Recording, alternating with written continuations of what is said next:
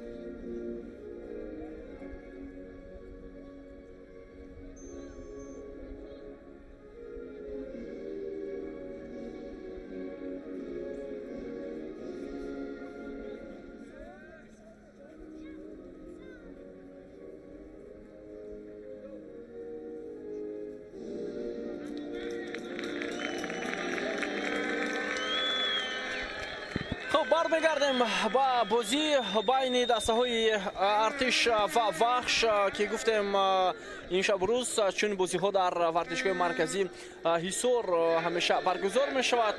мову шумо албатта дар ин миён метавонем якчанд бозиҳоро тамошо кунем ва албатта ки яке аз бозиҳо ин клуби марказии вартиши Артиш ва Вахш аст, дастаҳое ки дар ҷадвали мусобиқа мавқеъҳои гуногун доранд. тими клуби марказии вартиши Артиш дар зинаи сеюм аст, баъд аз 4 давр онҳо 10 имтиёз ба даст оварданд. силсила муваффақиятҳо ва бозиҳои бидуни бохт барои дастаи Шамсиддин Қосимов ҷараён дорад ва тими Вахш бошад ҳоло дар зинаи 11-уми ҷадвал қарор гирифтааст. онҳо 3 имтиёз ба даст оварданд ва 3 имтиёзи муҳим ҳам дар даври гузашта ба дастаи Вахш тақдим шуд. баъд аз рафтани сармураббии даста Тоҳир Муъминов тими мазкур аввалин пирӯзии худро ба даст овард ва гуфта мешавад ки ҳарчанд дар ситоди мураббиёни даста ҳоло исми сармураббии асосӣ, яъне сармураббии даста дида намешавад, вале худи директори ин даста Муҳсин Муҳаммадиев тимро омода карда истодааст ба чунин бозиҳои муҳим. вале баъдан мураббиёни дигар ҳастанд, Зариф Усмонов ва Меҳроб Заурбеков, ки имрӯз маҳз дар марзи майдон қарор гирифтанд ва онҳо албатта бештар ба ҷобаҷогузории бозингарон ва ҳамчунин дастур дар марзи майдон имконият доранд ва метавонанд ба дастаи Вахш кӯмак расонад. дастаи Артиш бошад. тамошобини азиз, зери роҳбари Шамсиддин Қосимов мавсими имсоларо бисёр хуб оғоз кард. тими мазкур ҳоло яке аз муддаиён барои ба даст овардани медалҳои мавсими имсолаи мусобиқа аст ва ҳоло бозиҳои душвор барои клуби марказии вартиш Артиш дар мавсими имсола то як андоза сипарӣ ҳам нашудааст, аммо ғалаба бар дастаи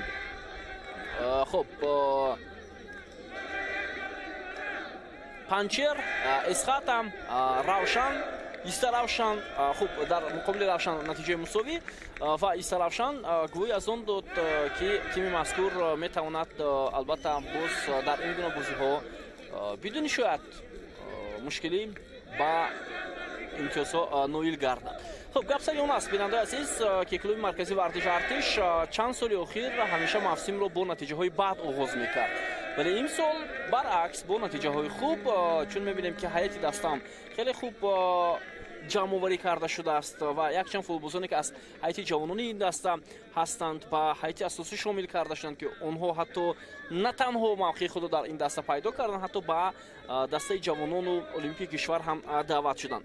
хуб Саёд Зайниддинов, довари бозии имрӯза, рефери ФИФА аз шаҳри Душанбе, аз оғози рақобати дастаҳои клуби марказии Артиш ва Вахш дарак медиҳад ва футболбозони клуби маркази вардиш артиш бо либосҳои сафед вахш бо либосҳои кабуди осмони ранг имрӯз муқобили дастаи ҳариф бозӣ мекунанд ва аввалин ҳамлаи худро маҳз меҳмонон тавассути худойдод узоқов оғоз мекунанд ки ин метавонад барои дастаи мизбон мушкилиҳо пеш оварда бошад. хуб бе таваҷҷӯҳ мекунем ба ҳайти дастаҳо. тамошобини азиз, дастаи мизбон дарвозабон рақами 1 шоҳрухҷон эшбутаев, дар хати ҳимоя комрон иброҳимов, рақами 20, рақами 4 капитани даста комрони мирзохон, рақами 3 бахтиёр азимов, рақами 10 ҷерард бакинге белонг ҳунарнамоӣ мекунанд дар маркази майдон. рақами 33 ҳоло ҳамлаи дастаи артиш аз канори рости майдон биё таваҷҷӯҳ мекунем. хуб рақами 33 жан гатен, рақами 28 анани жулиус кваси, рақами 21 вайсиддин сафаров, рақами 11 муҳиддин одилов. дар хати ҳамла 2 нафар, инҳо рақами 14 саид маҳмудхон ғуломов ва рақами 18 абдулло шарифов бозӣ мекунанд. сармураббии даста шамсиддин қосимов аст. тамошобинони азиз, ва якчанд бозигарони дигар ҳам дар курсии эҳтиётии дастам қарор гирифтанд. хуб ҳайти дастаи вахш дар дидори имрӯзам рақами 16 дарвозабон ризо ҷаъфар сайф аҳмадӣ, дар хати ҳимоя рақами 74 бекмурод ҳаитов, рақами 13 сергей яворский, капитани даста. бисёр зарбаи сохт аз масофаи дур ҷониби дарвозаи дастаи вахш, вале ин зарбае ки аз ҷониби жан гатен иҷро шуд болотар аз дарвоза аз майдон берун гардид. беҳтарин фурсат буд. биёед бори дигар таваҷҷӯҳ мекунем. тамошобинони азиз, бозингари рақами 33 дастаи артиш бисёр зарбаи хубам иҷро кард, вале зарбаи болотар аз дарвоза аз майдон берун шуд. хуб ҳайдар сатторов таҳти рақами 4, рақами 99 никита патерман, дар марказ рақами 3 эммануэл мваненго, рақами 7 сунатулло исмоилов, рақами 8 салоҳиддин эргашев, рақами 17 хушвақт миров, рақами 10 худойдод узоқов ва рақами 22 сунатулло азизов, сармураббии мураббии дастаи фахш дар бозии имрӯзам. меруб заурбеков аст, нафаре ки дар гузашта футболбози дастаи вахш буд. дар гузашта яке аз футболбозони хуби водии вахш ва ҷумҳурӣ ки солиёни охир ба кори мураббигӣ пардохт. ҳоло идомаи ҳамлаи дастаи артиш вайсиддин сафаров паси бисёр ҳам хуб метавонанд бозингарони артиш ҳамлаи худро хубтар анҷом диҳанд, аммо дарвозабони дастаи вахш ин вазъиятро бартараф кард. ризо ҷаъфар ва имконият надод ба соҳибони майдон ки дар ин рақобат ҳисоби бозиро боз кунанд. белон герард бозигузори футболбозони дастаи артиш, вале боз ҳам туп дар ихтиёри футболбозони дастаи вахш аз маркази майдон якбора ҳамла оғоз мешавад. хуб ҳайти доварон гуфтем саидҷон зайндинов аз шаҳри душанбе аст, ба ӯ мунирхон ашуров ва насимҷон мансуров кӯмак мекунанд. аслиддин таҳоев довари чаҳорум аст ки дар бозии имрӯзам фаъолият мебаранд, вале дар бозии имрӯзам вар нест. тамошобини азиз, зеро мо як технологияи вар дорем. имрӯз дар бозии дастаҳои равшан ва ҳамчунин истаравшан дар шаҳри куллуб, дирӯз дар бозии дастаҳои истиқлол ва ҳосилот ки дар душанбе баргузор шуд вар фаъолият дошт.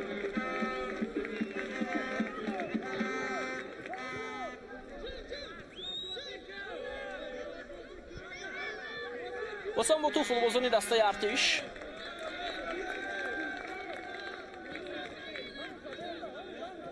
чанд лаҳза пештар дастаи равшан бо ҳисоби минималӣ 1-0 дар майдони худ муқобили истаравшан ғалаба ба даст овард ва бо ҳамин натиҷа хуҷанд дар сафар дар ҳамин майдон барқчиро шикаст дод ва хуҷанд бо ин пирӯзиаш ба зинаи чаҳоруми ҷадвали мусобиқа баромад бо 7 имтиёз.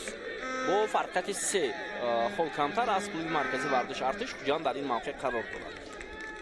ва тасаввур кунед, агар клуби маркази вардиш артиш имрӯз ғалаба ба даст оварад, ба зинаи дуюми ҷадвал меравад ва ба истиқлол наздик мешавад.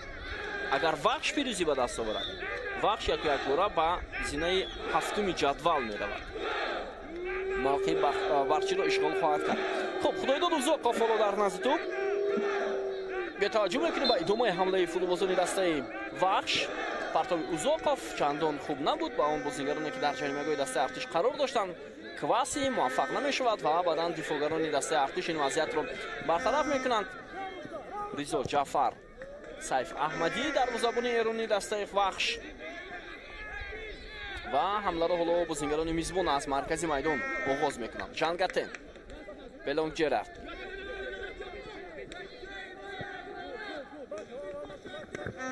партоб ба канори майдон инҷо метавонист ҳамларо анҷом диҳад.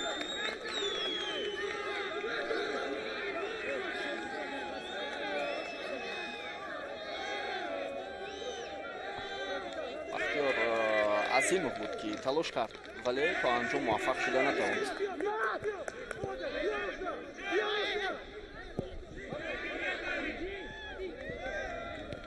Худойдод Узоқов, Квасим, Белонг Ҷерард, тубзери назорати футболбозони дастаи мизбон аст. Пас ба Жангатен, вале андаке саросима шуд ниму муҳофизатгари дастаи артиш. Жангатен воқеан ҳам як бозингаре ҳаст ки қаблан дар ҳайати дастаи Вахш бозӣ карда буд ва мас аз дастаи Вахш Жангатен ҳамчун як бозингари ҳирфаӣ дар лигаи олии футболи кишвар ба лигаи олӣ ба рақобатҳои лигаи олӣ мо роҳ ёфт. Дар Вахш чанд бозиҳои хубу хотирмон ҳам анҷом дод ин бозингар ва имрӯз бинед шарифи клуби маркази вардош артишро дифоъ карда истодааст. Вайсиддин Сафаров, футболбозони тими артиш ҳамлаи худро анҷом медиҳанд. Партоби диагонал бисёр хуб аст аз ҷониби Вайсиддин Сафаров, вале бозингари канори клуби маркази вардош артиш Абдулло Шарипов натавонист тӯбро хубтар нигоҳ дорад.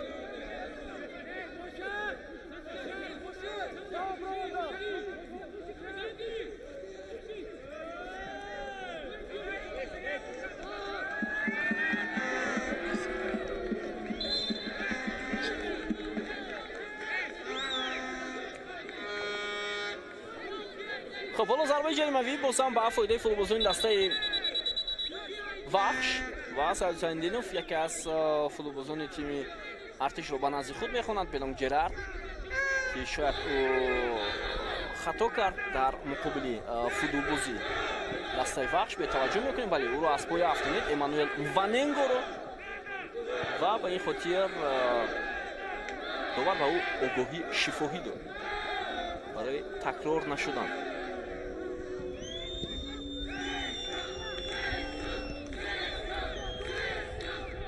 خب امروز یک گروهی خردککی مخلصان دسته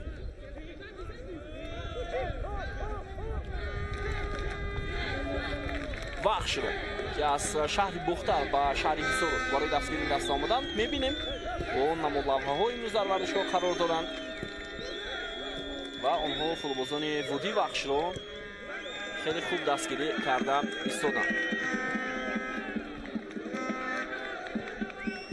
ادامه حمله دسته وحش، فرصت ادامه دادن حمله هست. سنت‌الله عزیزов پاس به مرکز، خدایداد اوزاقов، ولی فوتبالبازان دسته ارتش باز هم توپ رو میگیرند.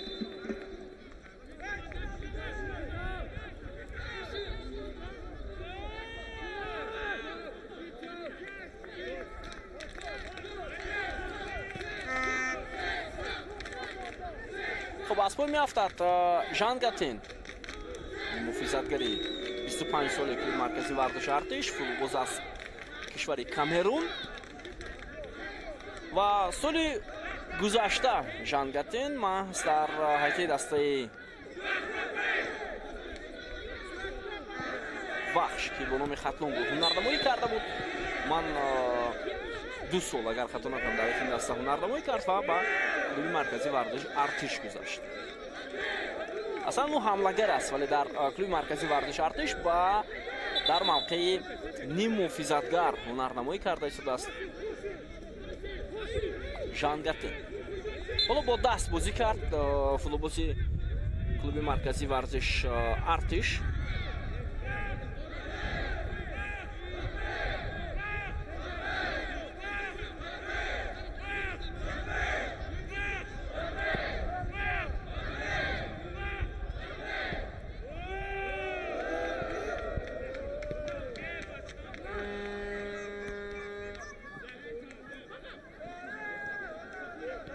Василий Сафаров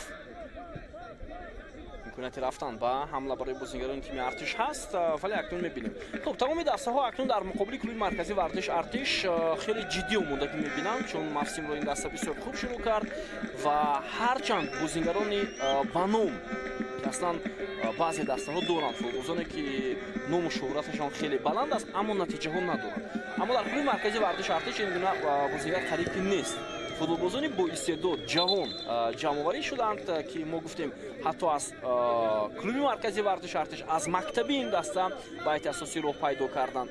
Баъзе боз чанд легионери дигар Жангатенро ном гирифтем, Жулиус Кваси ки соли гузашта дар ҳайати дастаи Кукту шунавида ки бисёр хуб дурахшида тавонист, ӯ ҳам ҳоло як муҳраи асосӣ барои клуби маркази вартиш Артиш аст ва боз чанд футболбози дигар. Ва агар ба ҳайати эҳтиётӣ ин даста боз таваҷҷӯҳ кунем, футболбозони дигарро метавонем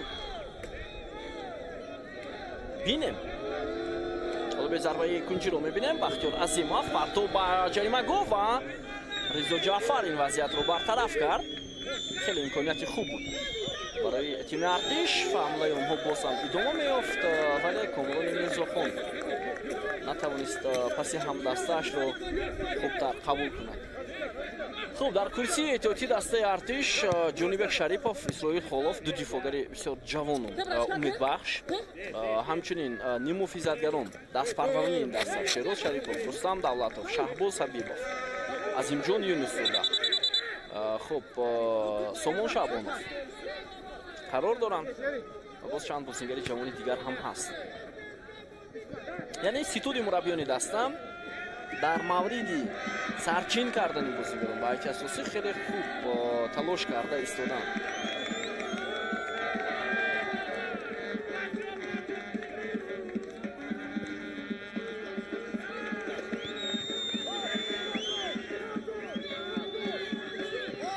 домои ҳамлаи дастаи Артиш Жангатен пасашро дақиқ анҷом дода наметавонад, ҳарчанд фурсат дошт ки ба пӯи ҳамдастаи худ тӯбро ирсол кунад ва ҳамлаи ин даста оғоз шавад. хуб, дастаи вахш ба мисли Регартадас чанд рӯз мондан то оғози мавсими имсола ба қатори дастаҳои лигаи олӣ пазируфта шуд. Барои ҳамин барномарезиро барои ин даста ки сар аз соли 2024 ҳайати роҳбарикунандаи дастаи вахш кунандигар шуд ва яке аз нафарон мутахассисони футболи кишварон Муҳсин Муҳаммадиев ба ҳайси директори генерали ин даста даъват гардид. ҳамчунин президенти бошгоҳи вахш ҳам навтаин аст. ин даста бо ҷалби якчанд легионерон ҳузури худро дар лигаи олӣ тасдиқ кард, вале то ҳол норасоии бозигарони асосӣ дар ҳайати дастаи вахш дида мешавад. фикр мекунам то трансфери тобистона ро барои ин даста ният доранд ки якчанд бозигарони хубро ҳоло зери чашм кунанд ва онҳоро ба оҳистагӣ ба ҳайат ҷалб кунанд, чун бо ин ҳайат бо ҳама эҳтиром ба бозигарони вахш намешавад ба натиҷаҳои баландтар даст ёфта ва шояд ки баъд аз чанд моҳ боз бозигарони пуртаҷрибатар ба ҳайати дастаи вахш даъват карда шаванд ва боз иҷоза додани 7 легионер дар ҳайати асосӣ ҳам то як андоза барои баъзе аз дастаҳо хуб ҳам ҳаст, вале барои баъзе аз бозигарони маҳаллӣ хуб нест. барои баъзе дастаҳо хуб аст ки легионерони хубтарро даъват мекунанд ва онҳоро якякбора дар ҳайати асосӣ ҷой медиҳанд. хуб, то ин замон ин гуна лимит вуҷуд надошт, яъне танҳо як миқдори бозигарон дар ҳайат бозӣ мекарданд ва онҳоро боз бозигарони легионер ҳам иваз мекарданд дар баъзе вақт. яъне имсол ҳам формати баргузори мусобиқа тағйир ёфт, ҳам шумораи дастаҳо зиёд шуд ва ҳам формати ҳузури бозигарони хориҷӣ дар ҳайати дастаҳои лигаи олӣ дар рақобатҳо тағйир ёфт.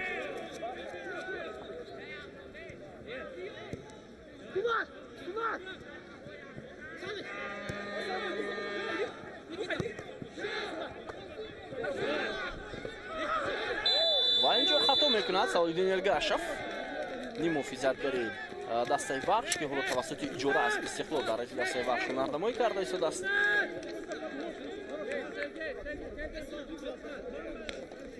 ва биёед мебинем ки чӣ гуна Салоддин Эргашев ба хато роҳ дод. Бахтиёр Азимов инҷо бархастона неу нухост ба пои ёзоми бозингари дастаи артиш расид ва дубар зарбаи ҷаримагӣ таъин кард.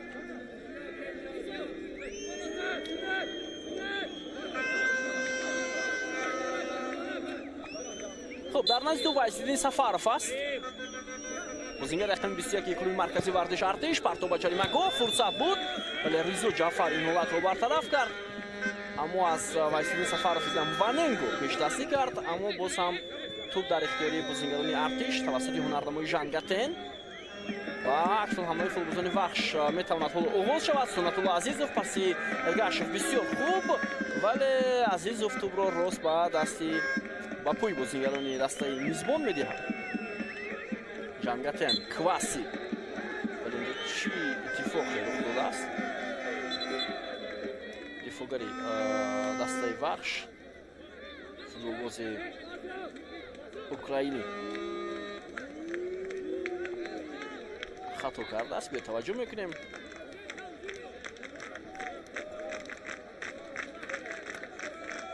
Никита Петерно,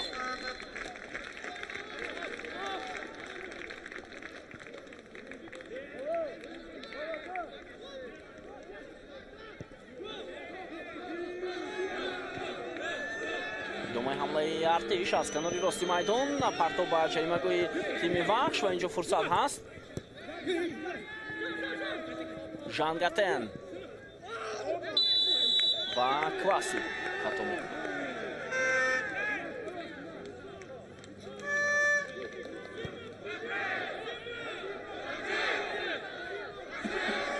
Жангатен мехост тупро гирад аз бозингари дастаи ҳариф, аммо муваффақ нашуд.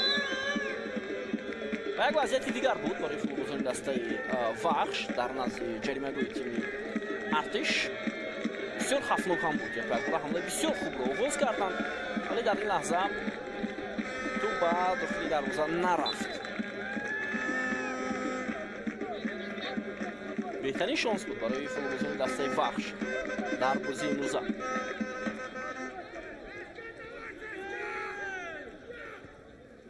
Бахтиёр Азимов,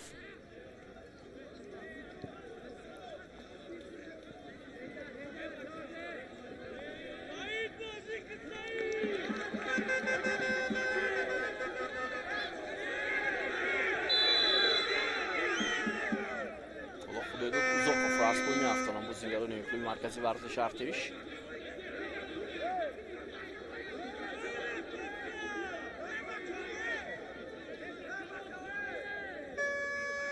Абдулло Шарипов мубориза бурдааст бо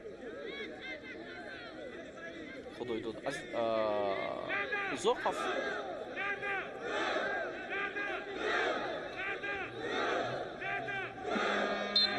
ва зарбаи ҷаримавӣ ба фоидаи футболбозони дастаи Вахш.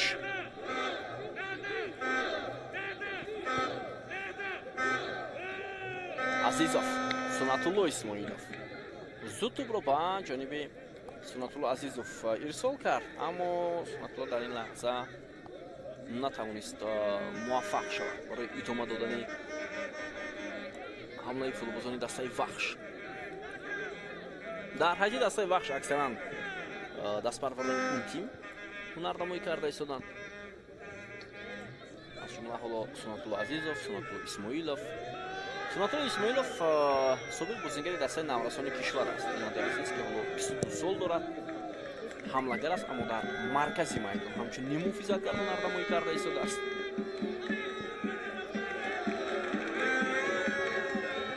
Сунатулло Исмоилов фарзанди яке аз мураббиёни футболи кишварамон аст, Салоҳиддин Ғафуров. яъне аз оилаи футболбозон. аз оилаи футболбозон кам ҳолате аст ки бозингарон мебароянд ва дар албатта фаъолияти худ дар ҳайти дастаҳои наврасону ҷавонон ё масалан дар клубҳои футболи кишварамон устувор бозӣ мекунанд. хеле кам ҳастанд. масалан дар ҳайти дастаи Вахш боз Салоҳиддин Эргашев аст. ӯ фарзанди яке аз беҳтарин дифоъгарон дар таърихи футболи соҳиби истиқлоли кишварамон Одил Эргашев аст. حالا با طوری من با طوری جوری گفتم از استقلال در این دسته هنرنمایی کرده است. دست پدری او هم در باشگاه استقلال کار و فعالیت میکند. در وظیفه مأموری دسته استقلال سال‌های زیاد فعالیت میکرد. یک کارشناسان بر آن نظر هستند که عادل ارگاشف با اون دستاوردی که در فوتبال تاجیکستان در کلوب‌هایی که با دست آورده است در تیم ملی، او باید یکی از مربیان خوبی فوتبال کشورمان میشد. اما نه هر بازیگر خوب، نه هر بازیگر با تجربه مربی میشود یا دوست نمیدارد شاید یا اونقدر پسند نیست. همه اونها مربی شده نمیتوانند.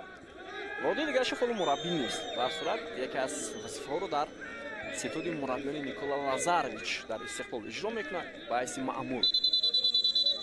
و عادل ارگاشف فرزندی او است.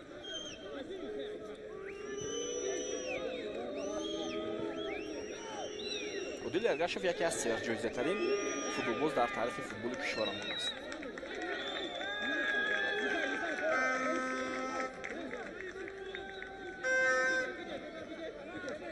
ریزا جعفر در زبان ایرانی دسته وحش چند سال پیشتر او در حیط دسته جوانان تراکتور ایران هنرنمایی میکرد.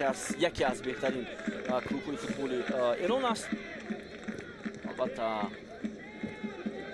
باشگاه تراکتور که سراول اسم تراکتور سازی رو داشت، حالا همچنین دسته تراکتور فعالیت میکند.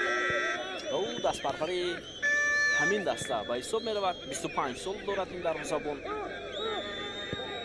و اصلا دسته تراکتور هم در مسابقه قهرمانی لیگ ایران که از شهر تبریز است نتیجه خیلی خوب هم دارد. در موسم کنونی چمپیونات ایران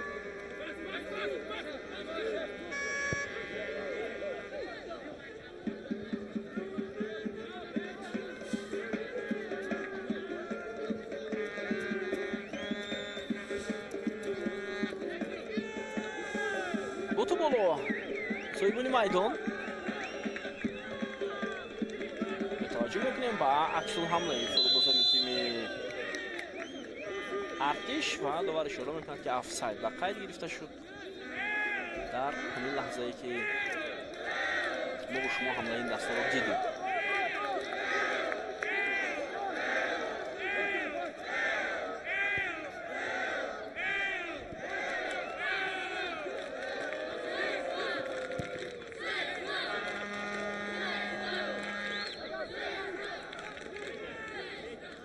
خب بنابر سبب اون که میدان‌های بسیاری از دسته‌ها آماده نیست با آغاز موسم امسال، اکثری دسته‌ها بازی‌های خود را در ورزشگاه مرکزی حصار برگزار می‌کنند. اصلا کدام دسته میدانش آماده نیست. کلوب مرکزی ورزش ارتش که میدانش در پلی‌تکنیک شهر دوشنبه است. دسته وحش که ورزشگاه پختکور آماده نیست با موسم امسال. خب دسته کوکتوش ورزشگاه نفتیانی که نوحه رودکی هم آماده نیست با آغاز موسم امسال. و دسته ریگارتا دست هرچند گفته میشود میدانی ریگارتا دست آماده است، ولی بنابر سبب که مرافقم‌ها نصب نشدند برای من اجازه ندادند که ریگار بازی خود را در میدانش برگزار کنند. ولی روزی 11 اپریل ما و شما رو سوپر جام تاجیکستان انتظار است که این بازی در تالکو آرینا برگزار میشود در ترسونزاده و استقلال با равшан بازی میکنه. و روز 15 اپریل محض در بازی دور ششم ریگارد از استقلال محض اونجا قبول خواهد کرد. و تمام میدان‌های دسته‌ای که ما بالاتر برای شما ذکر کردیم آماده نیستند. یا مثلا میدان دسته اسپارتا که میدان اسپارتاک شهر خوجند است، میدان دسته استراوشان شهر استراوشان آماده نیست. و از میان اینها خب بعضی میدان‌ها یا میدانی مثلا دسته پنچر تیم نوی موسم امسال او هم آماده نیست.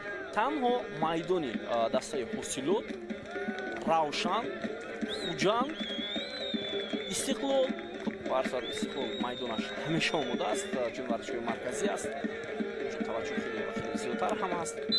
همین دسته ها میدانشون آماده است با آغاز موسم. و برقچی اصلا در همین میدان بازی میکنه. این میدان اصلا میدان خانگی دسته برقچی است. و و دیگر میدان‌ها آماده نیستند.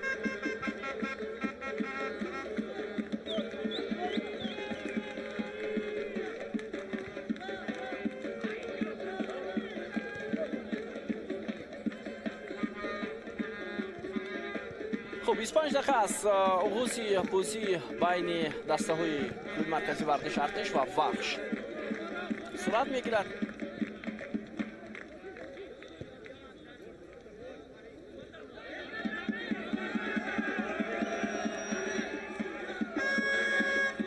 ادامه حمله دسته وحش.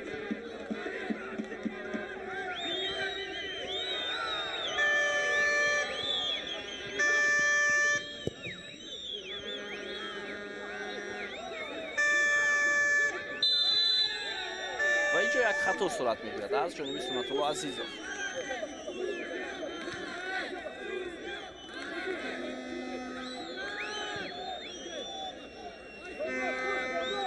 شانگاتن است بوی افتید و بهترین فرصت برای دسته میزبان بختیار عظیمov پس خطای دفاعگری کناری چپی دسته ارتش و اکسون حمله دسته وحش. حالا ارسالی تو به کناری میدان و اینجا بازیگری رقمی 17 دسته وحش از روی سرعت خوبتر تلاش کرده نتوانست. این هم نیموفیزادگر خوشوقت میرفت. اصلا اون دفاعگر است خوشوقت میرفت ولی در پرکولی بازی این دسته همچون نیموفیزادگر ثبت شده است نمیرود ولی در نیموفیزای کناری راست بازی دارد خوشوقت میرفت. یابارسکی پس به دروازه‌بان.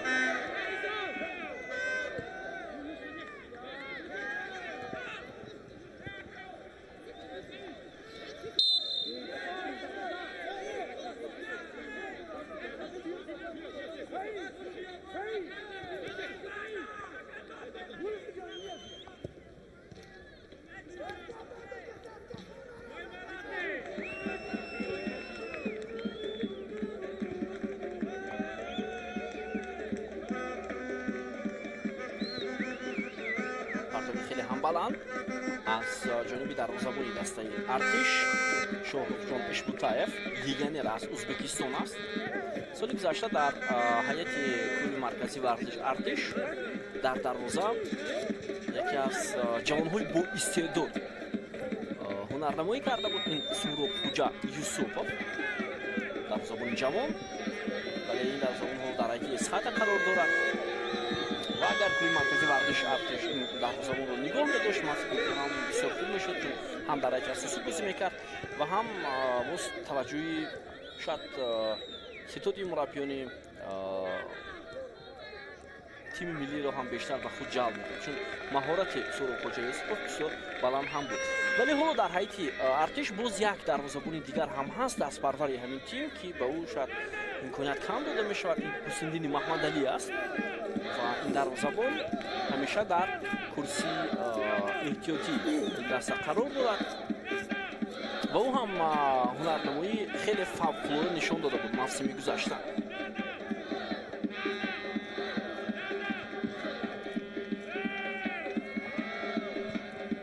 ادامه حمله دسته وحش.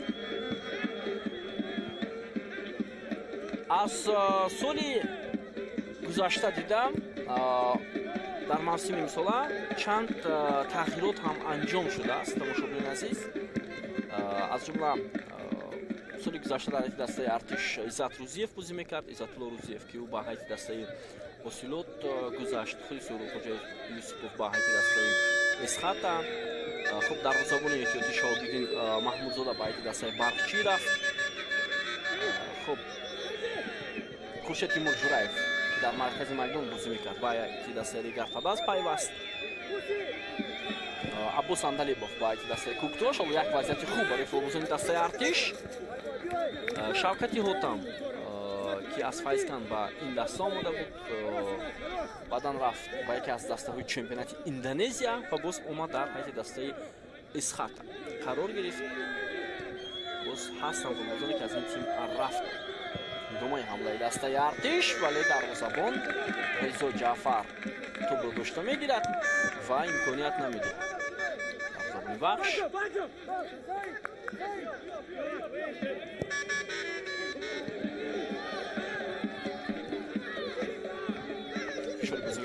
артиш боис барон шуд ки онҳо тӯбро гиранд ва паси хуб ҳам буд аз ҷониби Кваси, Ҷулиус Кваси.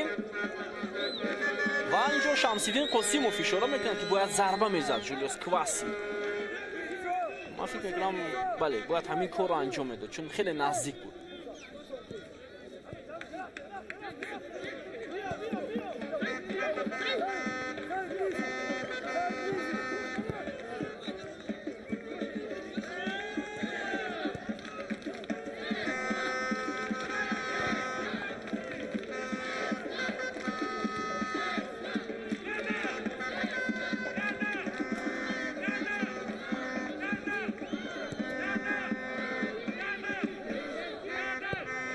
Яворский.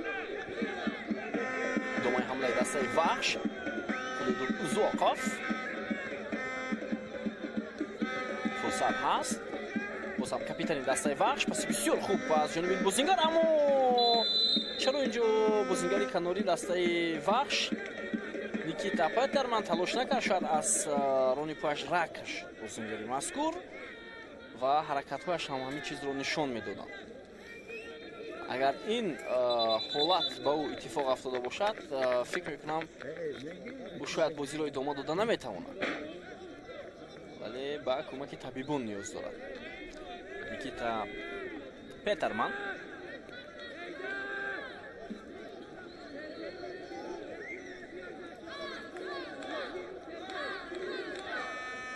боз дифоъгари марказии ин даста ҳам андаке осеб гирифтааст.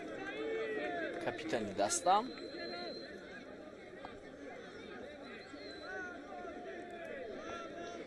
ду бозингари украинӣ ба ҳайати дастаи Вахш даъват шуданд. Никита Петерман ва Сергей Яворский. Сергей Яворский ки ҳоло тайбон ба ӯ кӯмак карда истоданд ва паси хуб ҳам дод. Футболбози 34 сола аст. таҷрибаи бозиро дар ҳайати дастаҳои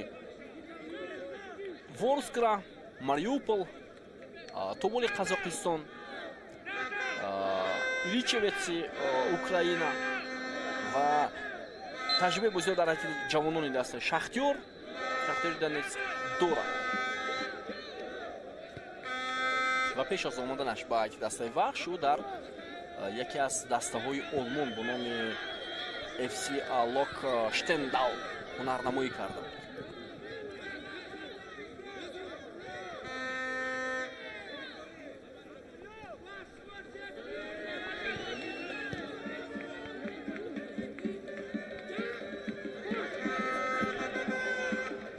идомаи ҳамлаи футболбозони дастаи Вахш вале боз ҳам бенатиҷа ва футболбозони артиш ҳоло тӯбро мегиранд. Никита Петерман дар маркази майдон барои гирифтани тӯб бисёр хуб ҳунарнамоӣ мекунад ва бубинед бозӣ ба бозӣ ҳоло Вахш муқобили Дилхоҳ ҳариф як натиҷаи хуб ҳам, як бозии хуб ҳам нишон дода истодааст. ҳарчанд шояд аз рӯи таҷриба андаке хафо мемонанд, вале ба ҳар сурат онҳо талош карда истоданд дар мавқеъгирӣ, дар тӯбрабоӣ, дар дифоъ кардан. имрӯз бисёр хуб ҳунарнамоӣ карда истоданд. аслан агар ба натиҷаҳои дастаи Вахш дар мавсими сол таваҷҷӯҳ кунем, пеш аз ҳамин рақобат онҳо Панчеро шикаст доданд дар ҳамин майдон, аммо бо ҳисоби 1-0 аз Бахчӣ мағлуб шуданд, аз Истиқлол бо ҳисоби 3-0, аз Регар Тадаст бо ҳисоби 2-0 дар давраи аввали чемпионати Тоҷикистон. Эргашев, Сунатулло Исмоилов, ҳоло партоби ӯ ба канори майдон. Кваси бархурд буд, довар иҷоза медиҳад ки ҳамлаи дастаи артиш идома кунад. Пас ба Абдулло Шарифов, идомаи ҳамлаи дастаи артишро мебинем. Абдулло ва имконияти бисёр хуб барои тими артиш. бенатиҷа имкони зарбазанӣ шояд пайдо мешавад. На, бозингарони дастаи Вахш тӯбро мегиранд. аз футболбозони клуби марказӣ вардиш артиш Сунатулло Азизов аз канори чапи майдон ҳамлаи меҳмононро оғоз мекунад. Эммануэл Ваненго, футболбозе ки соли гузашта дар ҳайати дастаи Равшан бозӣ кард.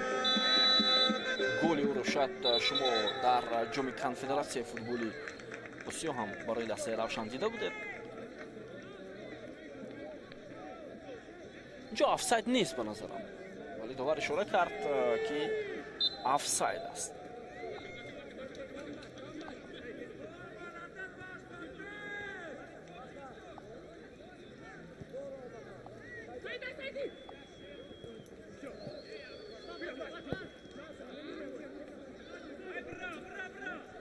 бахтиёр азимов.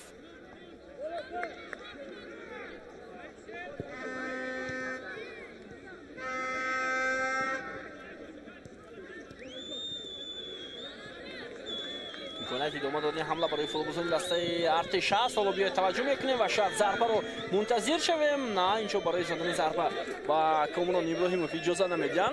جولیوس کواسی، بختیار عظیموف، پرتابی خیلی هم بلند ولی ریزو جعفر توپ رو داشته میگیرد و امکانیت نمیدهد با بازیگران تیم ارتش.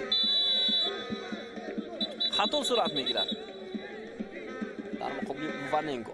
خب در حالی که کلوب مرکزی ورزش ارتش تغییراتی اجباری انجام داده می شود در دقیقه 37 رقابت و بازیگر رقم 9 حالا با میدان می آید.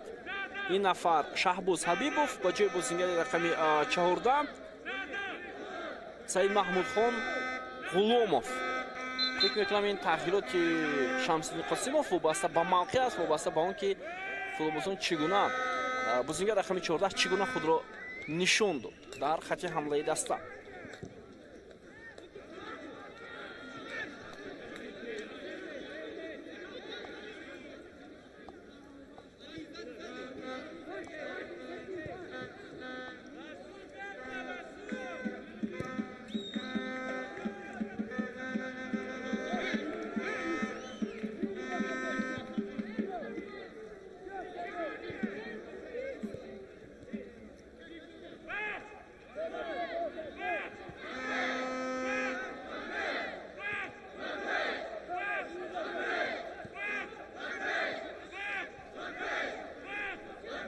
میرزاخان ادامه حمله دسته بخش ولی به نتیجه با پاس خدایداد از اوزاقوف رسیدن نتوانست. ادامه حمله سویبانی میدان است. کنار چپ میدان فرصت هست برای فوتبالبازان کلوب مرکزی ورزش ارتش. توپ را پایی وایسیدین سفاروف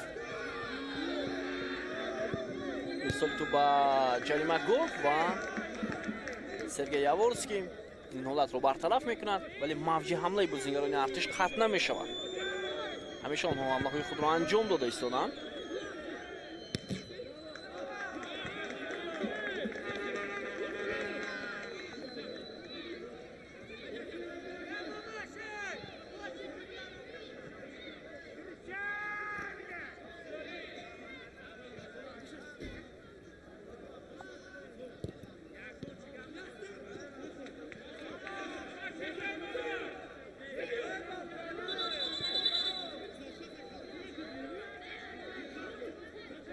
کامران ابراهیموف اندکی آسیب گرفته است.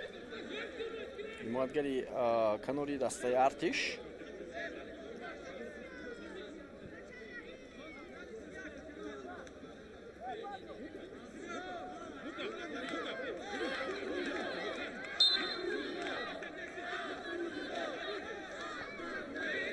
تا پایان نیمه اولی بازی بیننده عزیز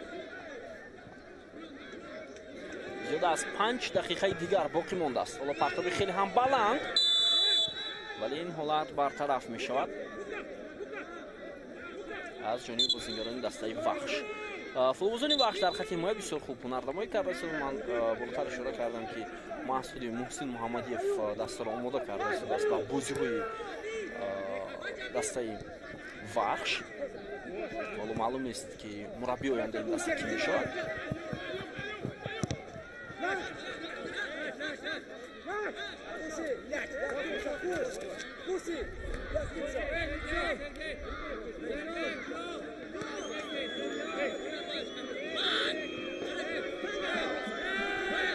خب ضربه کنجی نوبتی برای تیم ارتش وایسیدین سفاروف در نزد توپ.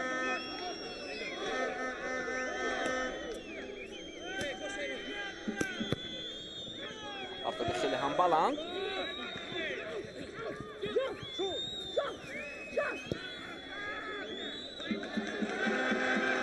امکانیت به عکس العمل رفتن هست برای فوتبالبازان دسته وحش. سنت‌الله عزیزوف، خدایداد اوزاقوف پسی خیلی هم خوب با کنار میدان امکانیت ادامه دادن حمله وجود داشت اما صلاح‌الدین ارگش موفق نشد. اما خوشوقت میرفت، بسیار خوب توپ رو گرفت ولی حمله رو маъқултар анҷом дода натавонист.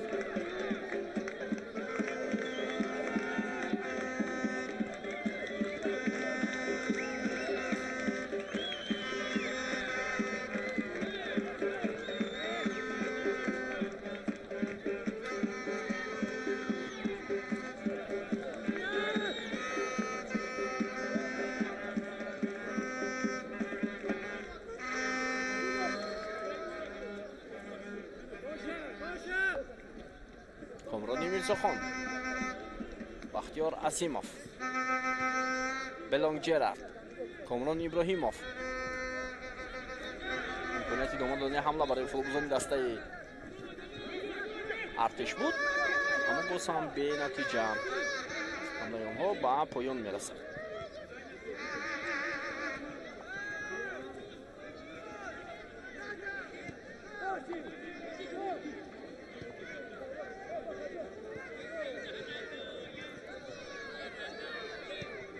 Муҳиддин Одилов ҳоло камтар дар бозии имрӯза намоён мешавад.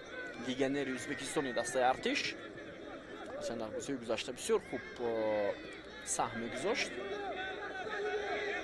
Исмоилов фурсат ҳаст барои дастаи Вахш. Эргашев Мваненго фурсат барои Эргашев. Чӣ гуна имконияти хуби гол зади? Патерман, мазарат мепурсем. Петерман чунин як имконияти хубро дошт, аммо зарбаи задаи ӯ аз паҳлӯи дарвоза аз майдон берун шуд. Бозигузори бо Мваненго бисёр олӣ буд ва бозингари украинӣ ишора мекард ки ту ба дасти дарвозабон расидааст. хеле фурсати хуби кушодани ҳисоби бозӣ барои футболбозони дастаи Вахш вуҷуд дошт. Петерман олӣ бозӣ кард дар ҳамин лаҳза.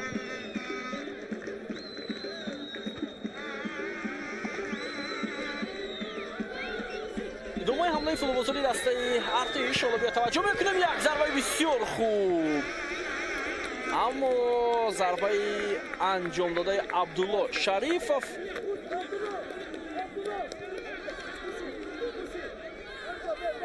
хато меравад. болотар аз дарвозаи дастаи Вахш. хеле зарбаи хубу нишон раст, аммо зарбаи Абдулло Шарифов хато рафт.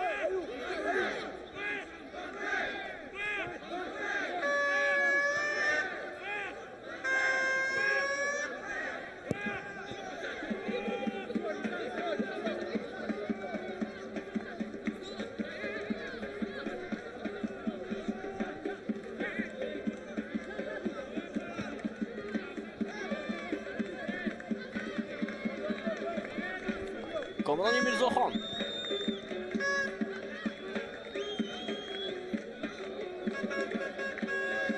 Shohruxjon Eshbutayev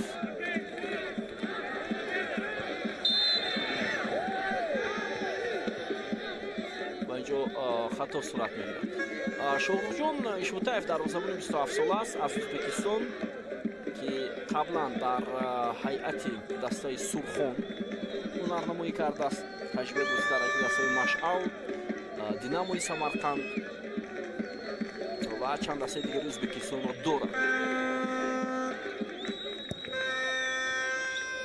ин аввалин дастаи ӯ дар Тоҷикистон аст ва аввалин соли ҳунарнамои ӯ дар лигаи олии футболи мо ба ҳисоб меравад. ва боз чанд футболбози дигар ҳам ҳастанд дар ҳайати ин даста ки аз Ӯзбекистон ҳастанд. Муҳиддин Одилов яке аз онҳо ки аз Коктош баъд аз чанд соли ҳунарнамоӣ ба ҳайати дастаи клуби марказии варзиш Артиш пайваст. идомаи ҳамлаи Артиш, вале Сергей Яворский инҷо хеле асабӣ мешавад. ҷониби дарвозабон ишора мекард ки бояд ба пеш мебаромад ва ин вазъиятро бартараф мекард. хуб ба 45 дақиқаи нимаи аввал 1 дақиқа илова карда мешавад. фурсат барои тими Артиш ва гол.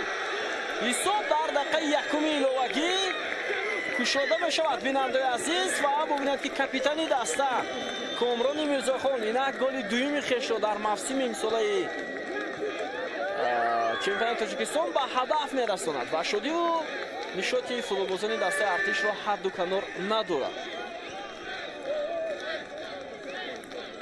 хуб бетаваҷҷӯҳ мекунем. инҷо Комрони Мирзохон хеле мавқеи хуб гирифта буд ва касе дар муқобили ӯ мубориза бурда натавонист. ва дифогари марказии клуби марказии вардиш артиш капитани ин даста тӯбро ба дар рӯи дарвозаи дастаи вахш равон кард ва ҳисобро 1-0 намуд. ба пеш баровард соҳибони майдонро ва гуфтем ки ин голи дуюми комрони мирзохон дар мавсими имсолаи чемпионати Тоҷикистон байни дастаҳои дигари олӣ аст. ӯ дар бозии муқобили Исхата вақте клуби марказии вардиш артиш дар сафар бо ҳисоби 3-0 ғалаба кард, дар дақиқаи якуми иловагӣ вақти асосӣ голи сеюми дастаро ба ҳадаф расонид. ҳол бошад дар дақиқаи якуми иловагӣ нимаи аввал муваффақ шуд. яъне бисёр як факти ҷолиб барои капитани дастаи артиш вуҷуд дорад ва ба ҳамин тартиб нимаи аввал ҷамъбаст мешавад. бинандаи азиз бо ҳисоби 1-0 ба фоидаи футболбозони клуби марказии вардиш артиш комрони мирзохон муаллифи голи ягонаи ин даста дар нимаи аввал аст. баъд аз чанд лаҳза қисми дуввум шурӯъ мешавад. моро тарк накунед ва ҳатман бармегардем. муҳсин муҳаммадиев инҷо ба даварони бозӣ эътироз карда истодаст, шояд баъд аз ҳамон зарбаи Петерман. хуб, ба ҳар сурат баҳсҳо ҳамеша вуҷуд доранд ва мо интизор мешавем ки қисми дуввуми рақобат чӣ гуна сипарӣ мешавад.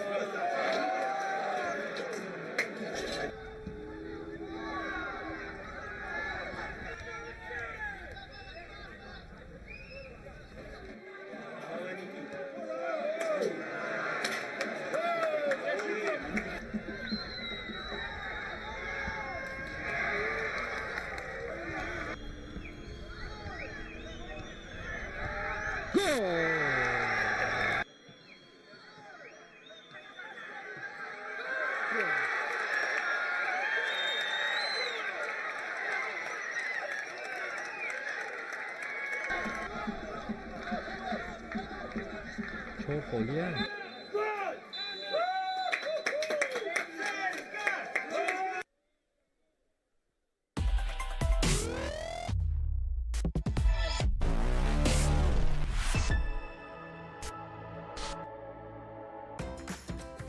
нӯшокии калон ҳаҷмро харед.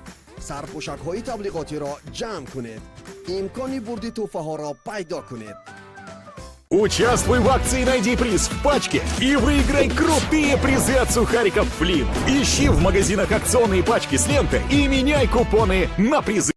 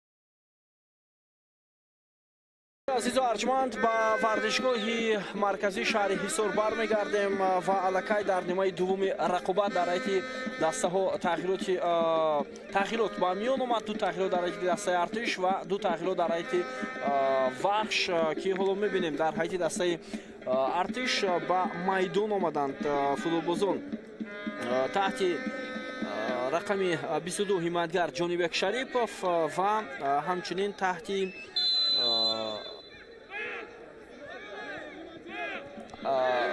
як бозингари дигар албатта таҳти рақами хоб нуҳум ба майдон омада буд Шаҳбоз Ҳабибов ва таҳти рақами 8 буд агар хато накунам Сомонҷон Шабонов ё рақами 64. Барсад ҳоло баъд аз чанд лаҳза барои шумо дақиқтар гуфта мегузарем бинандаи азиз ки киҳо ба майдон омаданд, вале маълум мешавад ки Ҷонибек Шарипов ҳоло дар хати дифои канори чап ҳунарнамоӣ мекунад. Коргардон барои мо шумо нишон дод ки ӯ квасиро иваз кардааст. Кваси дар маркази майдон дар клуби марказии вартиш артиш бозӣ мекард.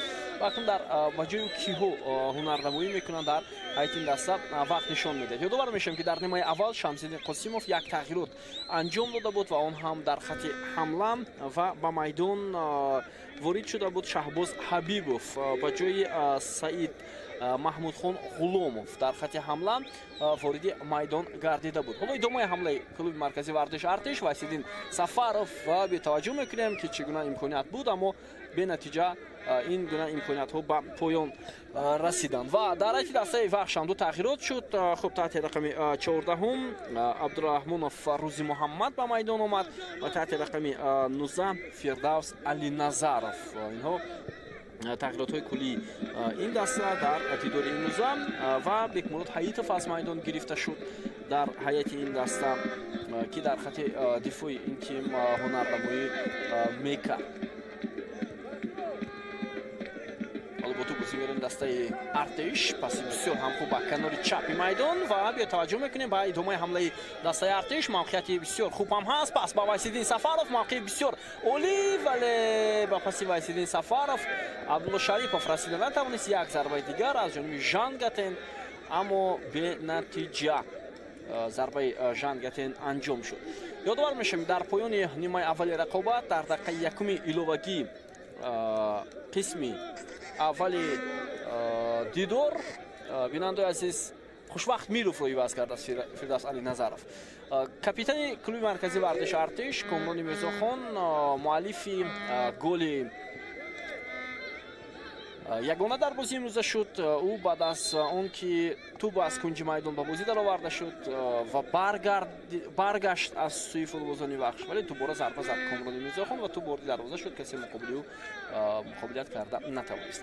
Хуб, Шамсиддин Қосимов махсусан хати канори чапи дифои дастаашро пурқувват кард барои албатта рафт кардани ҳамлаҳои ҳариф, чун мо дар нимаи аввал дидем ки аз ин мавқеъ Никита Патерман бисёр фурсатҳои зиёд метавонист ба миён оварад ва ҳатто як маротиба метавонист дарвозаи дастаи артишро нишон гирад.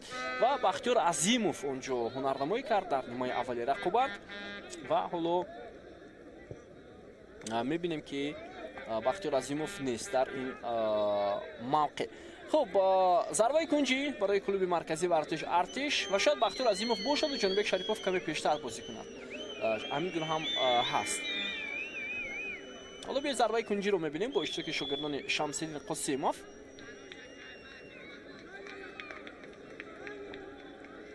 дар назди тӯб Вайсиддин Сафаров футболбози рақами 21 ин даста ва маҳз ӯ партовро ба дохили ҷаримагоҳ анҷом медиҳад. Партоби Вайсиддин Сафаров хеле ҳам баланд. Ризо Ҷаъфар тӯбро дошта гирифт. Зарбаи сахти ӯ, вале ҷо танҳо Худоидод Узоқов буд ки ба тӯб расида натавонист.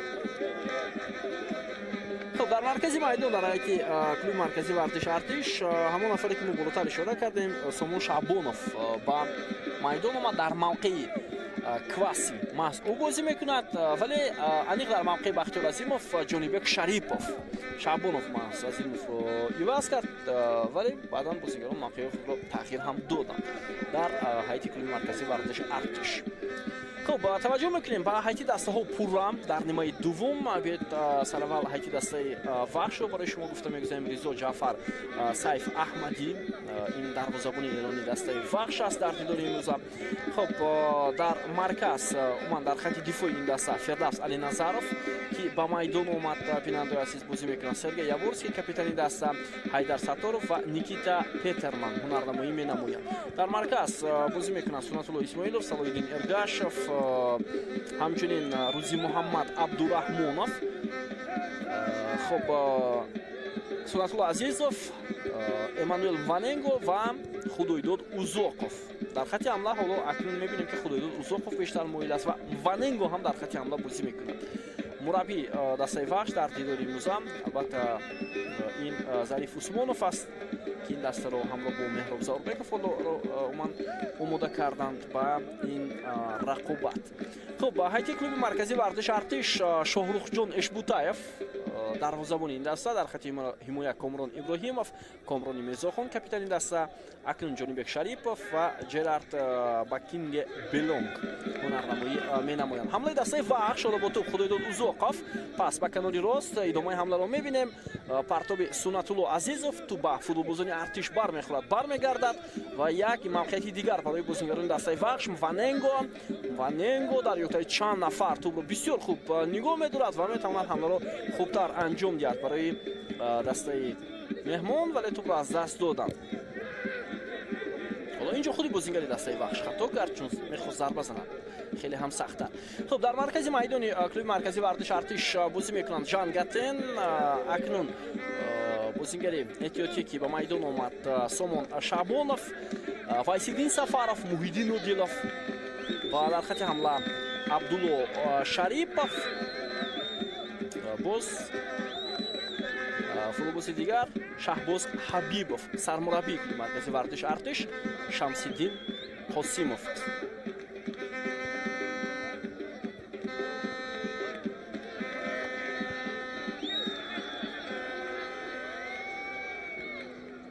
جانیبک شریپov،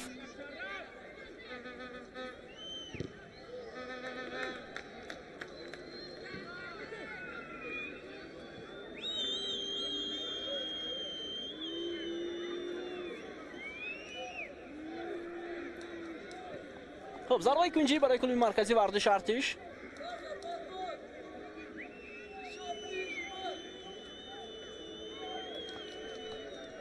بیاد ببینیم اکثر بازیکنان کلوب مرکزی ورزش ارتش در جریمه‌گاه هستند. پرتاب خیلی هم بلند انجام میشود. ریزو جعفر توپ رو میتوانست داشته گیرد و شاید دوباره بازی سیاد زیندینov هم با خاطر آن که در این لحظه حمله به دروازه‌بان هم به قید گرفته شد. ضربه جریمه‌ای رو به فایده بازیکنان تیم وحش داد.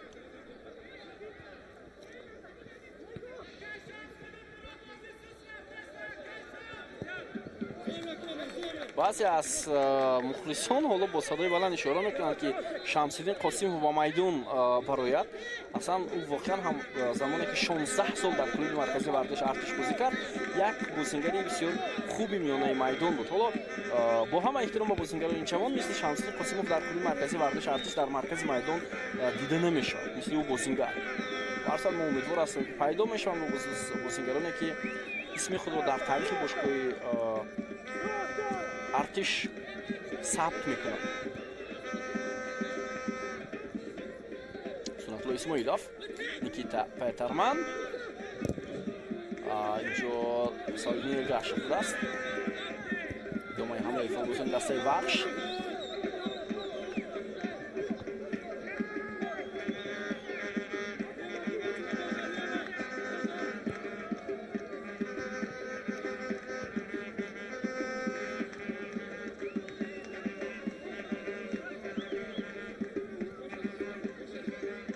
صلاح‌الدین ارگاشев پرتاب بسیار خوبی نیمه‌فیزیتگری دسته وحش. حالا سنت‌الله عزیزov امکانات هست. خدایداد اوزاقov آماده بود اما پس دیرتر به اوزاقov ارسال شد. به هر صورت موج دیگری حمله دسته وحش رو می‌بینیم. پرتاب جریمه‌گاه اولش بلونگ جرارد این وضعیت رو برطرف کرد و بعداً باز فوتبالبازان دیگری تیم وحش موفق شدند برای برطرف کردن این لحظه. سرگئی یاورسکی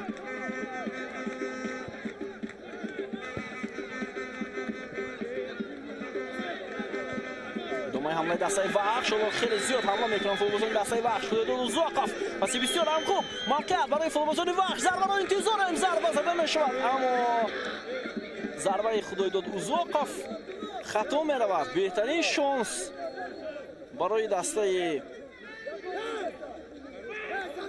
وحش.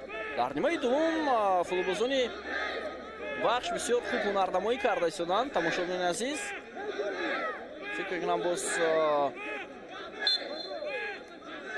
رقابت پرشدت را آنها در جریان نیمه دوم ادامه میدهند.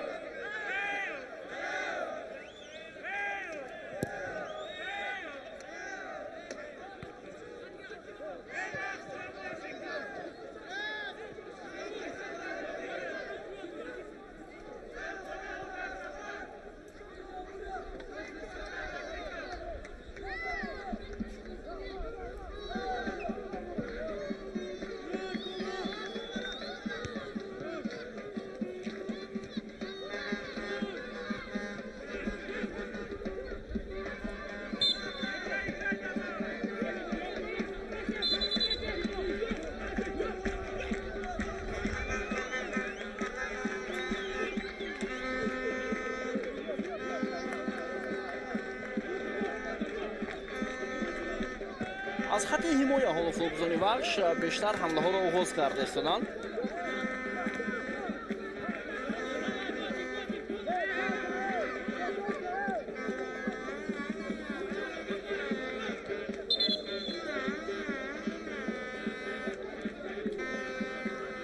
کامران ابراهیموف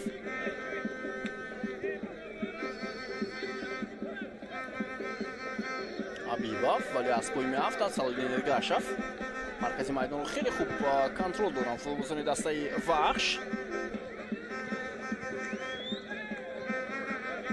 جان گاتن جونیبک شریپوف هم توپ رو از دست میدهد و حمله وحش توسط سنت‌الله عزیزوف ادامه میکند. بیننده عزیز سنت‌الله عزیزوف در احاطه دو فوتبالباز تیم ارتش بختیار عظیموف در میدان بوده است. تماشاگران عزیز بختیار عظیموف در میدان بوده است و در خط دفاع هنرنمایی کرده است. فکر میکنم جونیبک شریپوف از او پیشتر هنرنمایی کرده است و محیدین عدیلوف از میدان گرفته شده است در هیئت مرکزی ورزش ارتش. نونی محافظت کرد و به خاطر اون جونیبک شریپوف با میدان برآورده شد که شمس قاسمی در نیمه دوم شاید با این وسیله هم میخواهد توسط این بازیگری که سرعت دارد پرتاب‌ها باید با جریمه‌گاه از کنار چپ ارسال شوند و هم خط دفاع پرقوت کرده شود. همین دو واریانت رو من حالا میبینم. شاید مربی چیزهای دیگر رو میبینم واسه با تغییراتی که در نیمه دوم رقابت انجام داد. کامران ابراهیموف عبدالله شریپوف ابراهیموف ادامه حمله کلوب مرکزی ورزش ارتش. بسیار پرتاب خوبی کامران ابراهیموف اما جونیبک شریپوف چی شده است با بازیگر رقم 22 تیم ارتش که نک باری دوم میشود حالا توپ رو خوب اداره کرده نمیتواند. در یک حالتی که میتوانستند بازیگران ارتش حمله جوابی خود را انجام دهند. ژان گاتن فرصت برای تیم میزبان اما در این لحظه فوتبالباز جوان حبیبوف موفق شده نتوانست. عکس‌ال حمله دسته وحش ولی به نتیجه.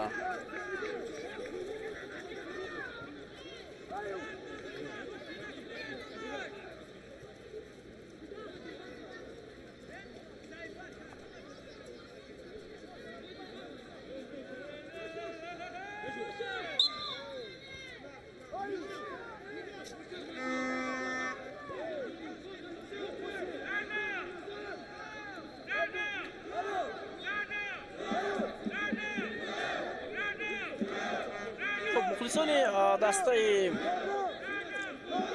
وحش که حالا در میدان قرار دارند انتظاری گل هستند از سوی دسته خویش.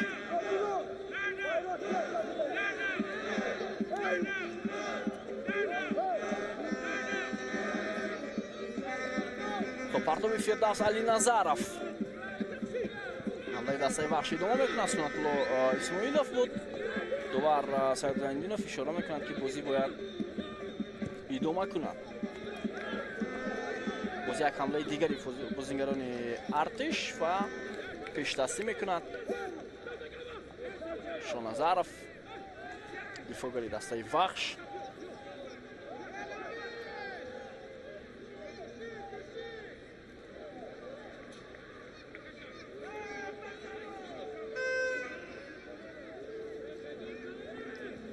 Шоназаров гуфтем маъзарат. Ҳайдар Сатторов.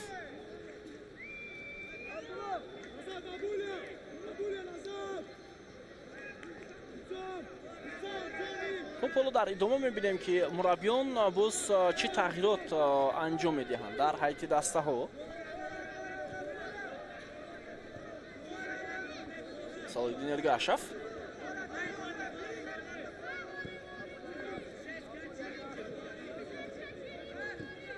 حمله جوابی فوتبالبازان دسته وحش امانوئل واننگو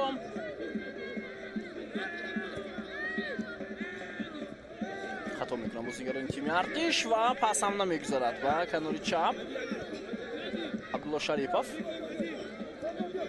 کامران ابراهیمov وایسیدین سفرov عبدالله شریپov شنگتن کامران میرزاخان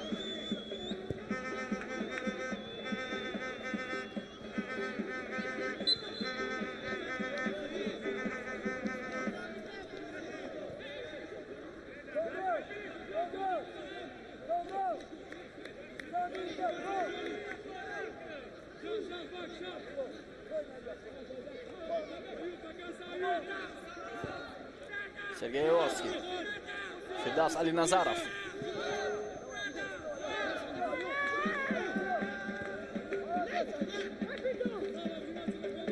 Яворский, капитан дастаи вахш, партоби ӯ, вале сурати партоб хеле баланд буд ва ба ин хотир ту ба футболбозони дигари дастаи вахш нарасид.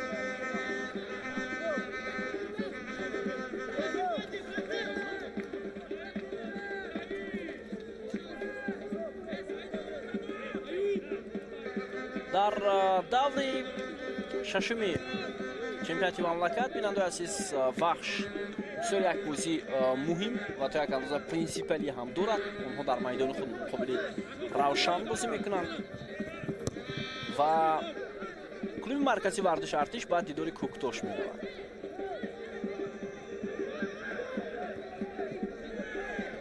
Салидин Эргашев бо ҳар дуи пои бисёр хуб бозӣ мекунад.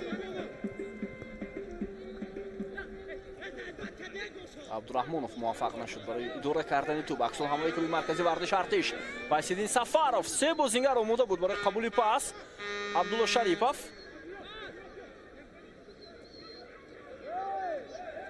ва Али Назаров ҳоло бо як ҳаракати дуруш тӯбро аз Вайсидин Сафаров гирифт. Ҳайдар Сатторов ва имконияти идома додани ҳамлаи дастаи вахш буд агар Эммануэл Мваненго аз Белонг Джерард мегузашт.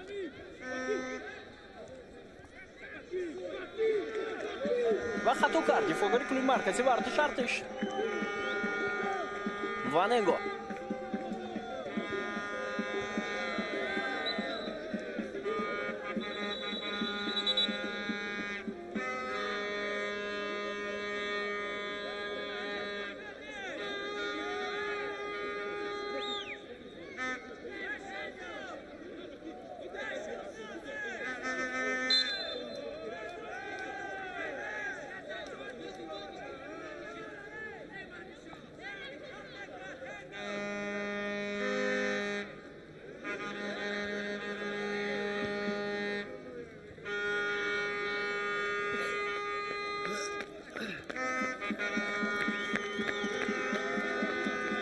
Салидин Эргашев, Худойдон Узоқов,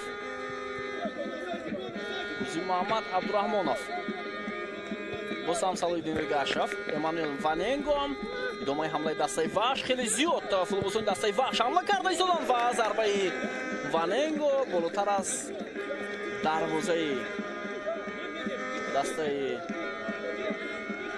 артиш аз майдон берун мешавад ва беҳтарин шонс буд барои тими мазкур.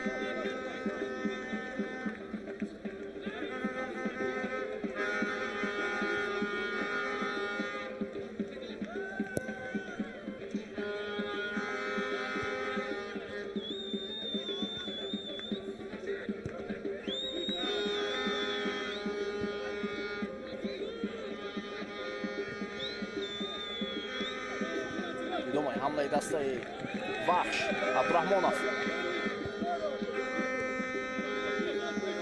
худудуд узоқов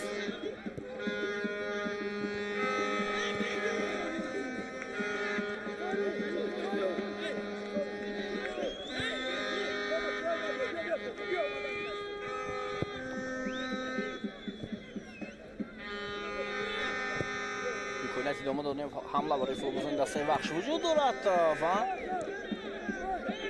ҳамлагари дастаи вахш аз пой меафтад.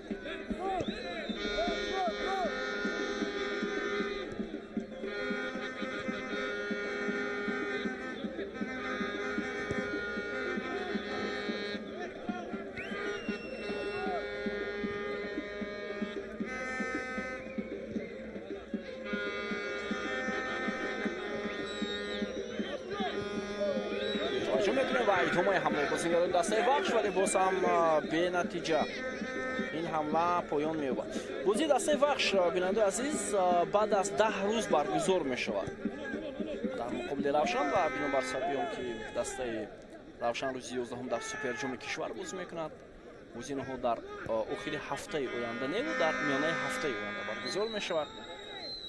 барои ҳамин дар миёнаи ҳафтаи баъди рӯз 15 май сурат мегирад. дар ҳамон рӯз рекордшаваз бо истиқлол мурди рақобат мешавад.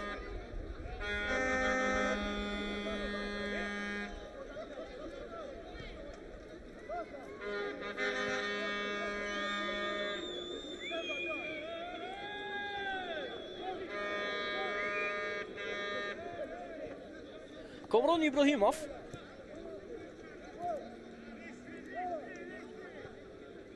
идомаи ҳамлаи клуби маркази вардиш артиш абдулло шарифов ва зарбаи хеле ҳам сахти ӯ тӯб аз паҳлӯи дарвозаи ризо ҷаъфар аз майдон берун мешавад.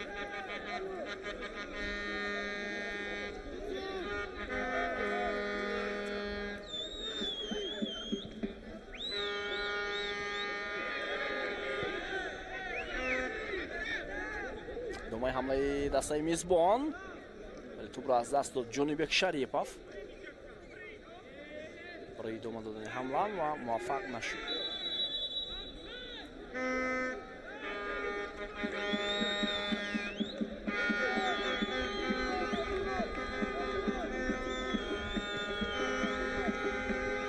хоб ин зарбаи абдулло шарифов буд. тамошобини азиз ҳичтав ин зарба хеле ҳам сахт иҷро карди ҷониби дарвозаи дастаи вахш, аммо дуртар аз паҳлӯи дарвоза аз майдон берун шуд. идомаи ҳамлаи клуби маркази вардиш артиш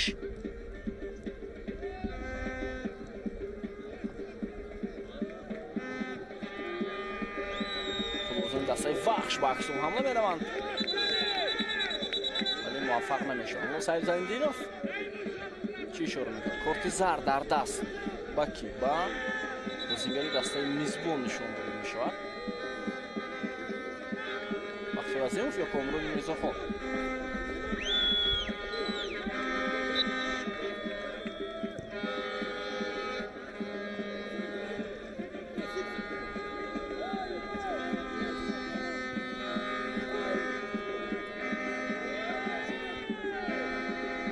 саудин эргашев худойдуд узоқов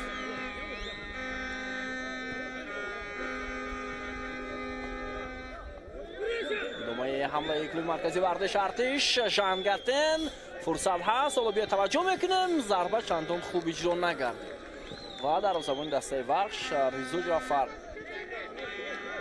ин зарбаро дошта гирифт.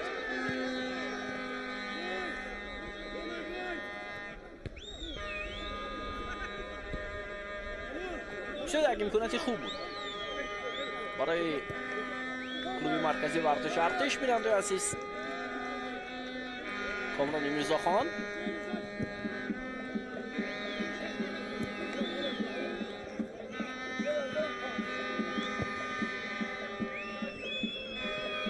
Vaysidin Safarov. Domay hamla ekli markaziy vardish Artish Habibov vale dovar ishora میکند که او در آفساید بوده است.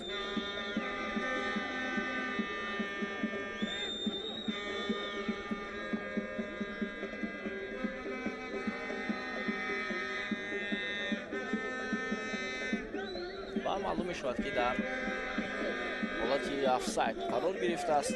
حمله‌گری کلوب مرکزی ورزش ارتش پرتاب خیلی بلند با کنار راست میدان دقیقه 70 هم حمله پشت سر شده است. دست تماشاگران عزیز ادامه حمله دسته وحش فرصت بسیار خوب ضربه را انتظاریم اما چرا چند قدم دیگر میروند بازیگران ضربه نمیزنند از موقع درست. سنت الله عزیزов بود بهترین شانس برای او اینجا نفهمی بیانی بازیگران با میان اومد اگر خطا نکنم.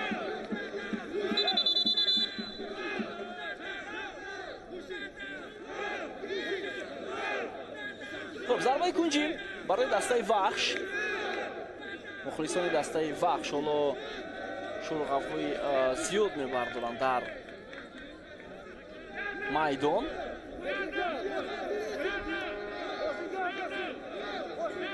فردوس علی نظرов رو میبینیم زمینی و بازیگزاری بسیار خوب اما تو به نفر سیوم نرسید ولی بسیار یک همدیگر فهمی خوب هم داشتن. بازیگزاری دسته مذکور پرتاب نوبتی از اوت Davorsky Haydarov بازیگران میزبان این حالت رو برطرف کردند و اکنون میبینیم که عکس الحمله چگونه صورت میگیرد تو انجام. اینجا یک بازیگر دسته ارتش مقابل دو فولوبازی دسته وحش و اون هم عبدالله شریفov بود و توپ رو گرفت دوباره وایسیدین سفارov. پرتاب خیلی خوبی وایسیدین سفارov اینجا با موقعی که بازیگر رقم 8 دسته ارتش داشت اما این فولوبوس جوان برای ادامه دادن حمله موفق شده نتوانست. سامان شعبانوف بازیگر رقم 9 است شعباز حبیبوف.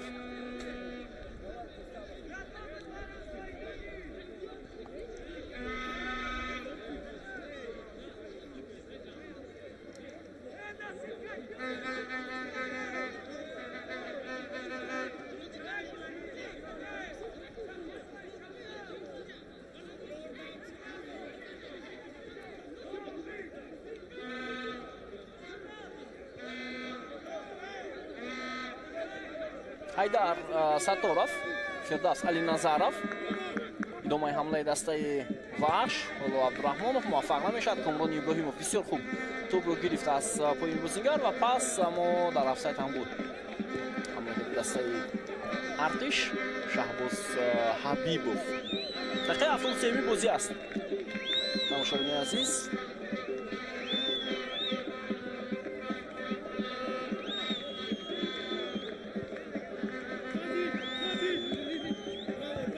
و اینجا بلونگرارد مبارزه برد. توپ همونو در میدان است. کامران میرزاخان بلونگرارد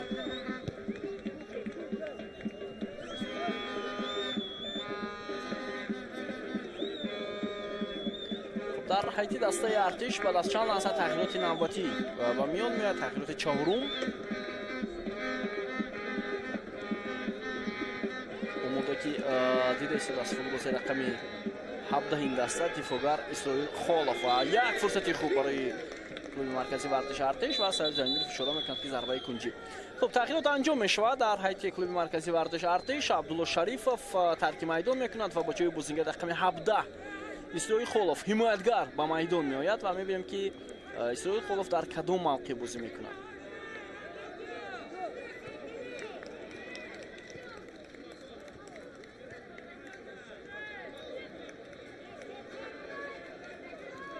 عبدالله شریفov بعد از 75 دقیقه هنرنمایی ترک میدان کرد. ҳамлаи футболбозони клуби маркази вардиш Артиш зарба зада нашуд. Бозингарони вахш мубориза бурданд. Бахтиёр Азимов идомаи ҳамлаи мизбонон. партоби хеле ҳам баланд иҷро мешавад. Як бозингари дастаи вахш дар замин хобидааст. Фурсат барои тими Артиш ва Саёр Зайниддинов ҳоло хоҳиш мекунад ту аз майдон берун карда шавад ва кӯмаки аввал ба Эммануэл Мваненго расонида шавад.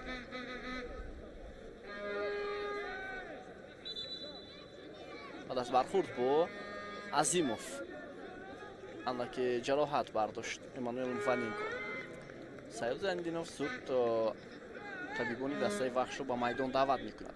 ин бозии дуюми давр аст ки Саёр Зайниддинов доварӣ мекунад. ӯ бозии дастаҳои Регар Тадас ва Исхата ки рӯзи ҷумъа баргузор шуда буд онро доварӣ карда буд ва футболбозони Регар Тадас тавонистанд ғалаба ба даст оваранд бо ҳисоби 1-0 дар муқобили тими Исхата дар ҳамин майдон. ва бо ин тими Регар Тадас мавқеашро дар ҷадвали мусобиқа беҳтар ҳам кард бо он пирӯзие ки дар муқобили бо ҳисоби 2-0 дар муқобили тими Исхата дошт. Регар Тадас дар зинаи дуввум аст. Агар клуби маркази вардиш Артиш пирӯз шавад бар вахш, Регар дар зинаи сеюм мефарояд дар ҷадвали мусобиқа.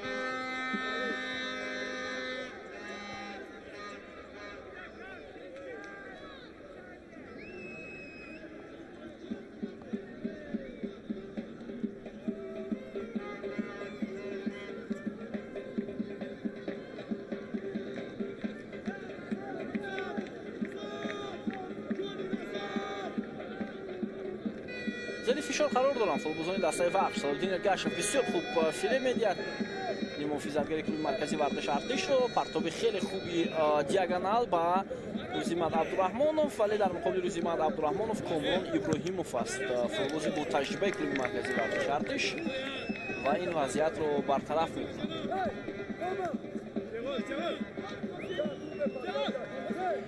Фирдавс Алиназаров аз аутубро рост ба ҷаримагоҳи дастаи Артиш равон мекунад. Партобҳои бисёр хуб ҳам дорад. Партоби ӯ ба ҷаримагоҳ имконият барои дастаи вахш ва хеле вазъияти хавфнок. тӯб ногаҳон ба пои Бенон Ҷерард расид ва аз паҳлӯи дарвоза берун шуд. ин зарбаи кунҷи аст барои дастаи вахш.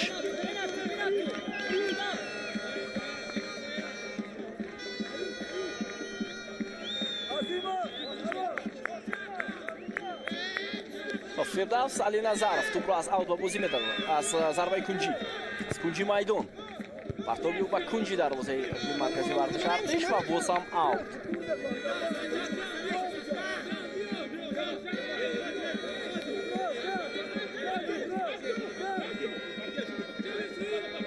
биёд мебинем Алиназаров партоби баланди ӯ боз ҳам футболбозони тими Артиш ин вазъиятро бартараф мекунад. фишор хеле зиёд шуда истодааст аз ҷониби футболбозони дастаи меҳмон. партоби Алиназаров Ваненго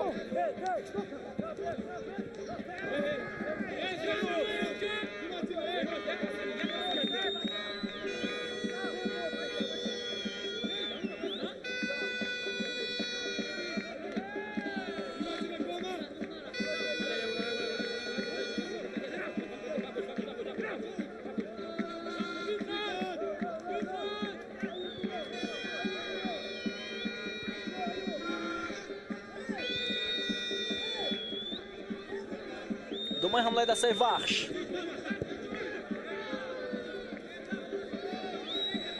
боз ҳамин ҳамла бенатиҷа ба поён мерасад.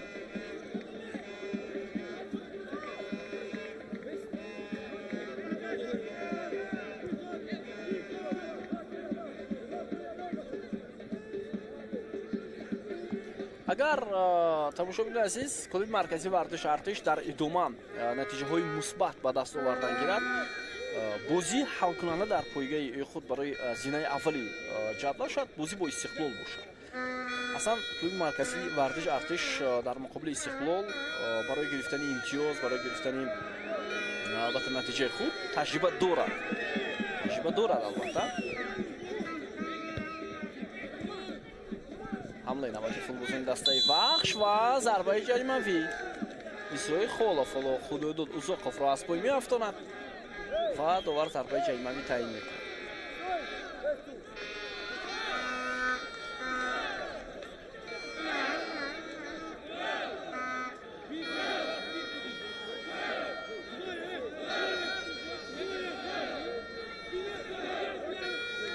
خب بیاید میبینیم که ضربه چگونه اجرا میشود. در نزد توپ خودی خدایداد اوزاقوف است. بازیگر رقم 10 دسته وخش. خب بیاید توجه میکنیم ولی ضربه خیلی هم بلندتر از میدان بیرون میشود و کمتر از 10 دقیقه دیگر باقی مونده است. تماشاگران عزیز تو فرجامی بازی اخیری دوره پنجمی چمپیونات تاجیکستان بین دسته‌های لیگ اولی با اشتراک کلوب مرکزی ورزش ارتش و دسته وخش.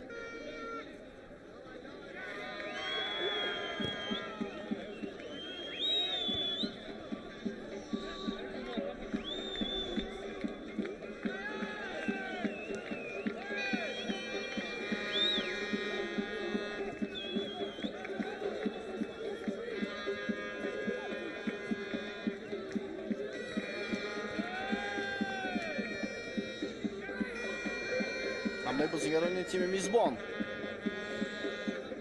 به نظر من نظر به بازی‌های گذشته وخش خوبتر و بهتر هنرنمایی کرده است و حتی امکانی حالا گرفتن امتیاز در مقابل کلوب مرکزی ورزش ارتش را دارد. دسته وخش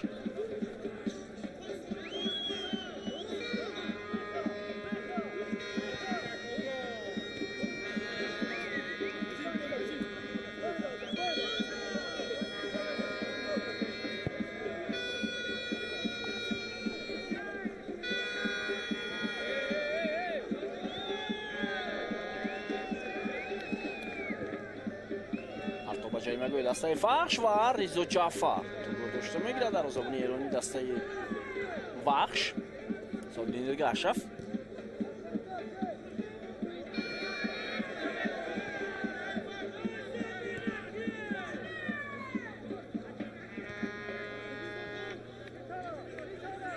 بختیار عظیموف ژان گاتن بلانک جرات کامران ابراهیموف واسیدین سفارов و اینجا ایسوی خلوف همون بوریس بوریس است برای ادامه دادن حمله و اوت و نفی تیم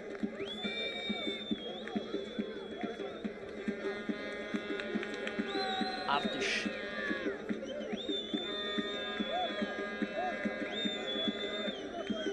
کامران ابراهیموف حمایتگر کلوب مرکزی ورزش ارتش در یکی از بازی‌های مهمی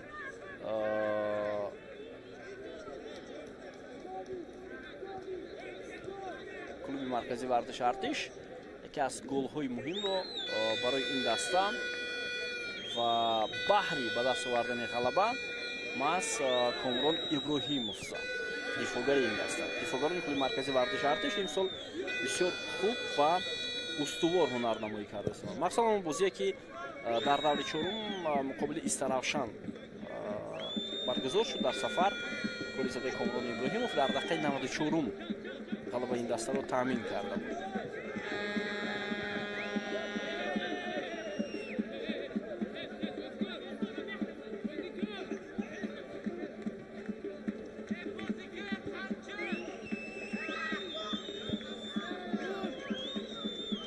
ژان گاتن 6 دقیقه دیگر تا انجام این رقابت باقی مانده است.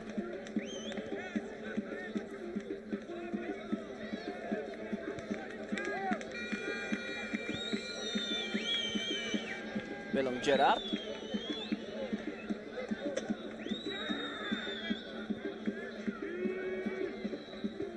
با یک بازیگزاری بسیار خوبی فوتبالبازی ارتش، ولی بلونگ جرارد در حالت افساید قرار داشت. برای همین داور این لحظه را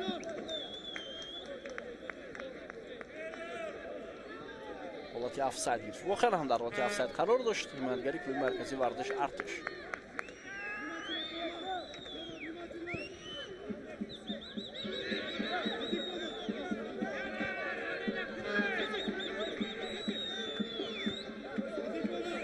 کامران ابراهیموف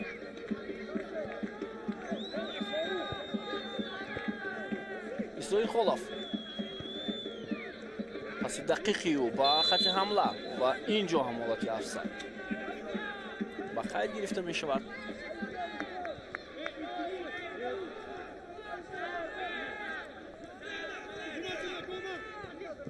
امانوئل مواننگو،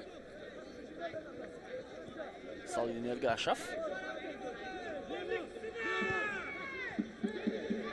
ادامه دادن حمله برای بازیگران تیم وحش وجود دارد. ضربه جانبی دروازه کلوب مرکزی ورزش ارتش.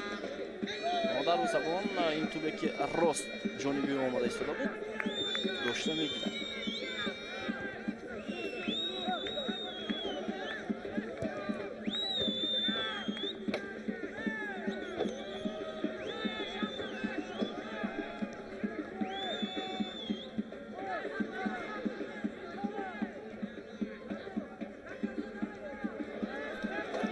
حمله دعوتی فوتبالبازان کلوب مرکزی ورزش ارتش.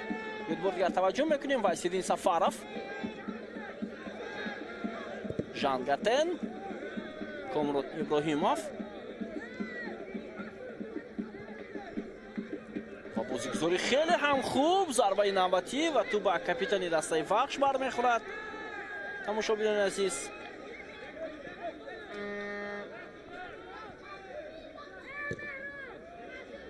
خیلی هم بلند و این دفعه ریزو جعفری توپ را داشته میگیرد.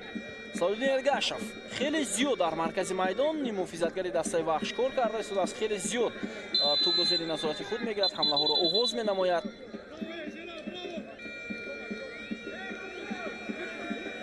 و اندکی حالا در خط حمله وقت برای بازیگران دسته وحش نمیخواند.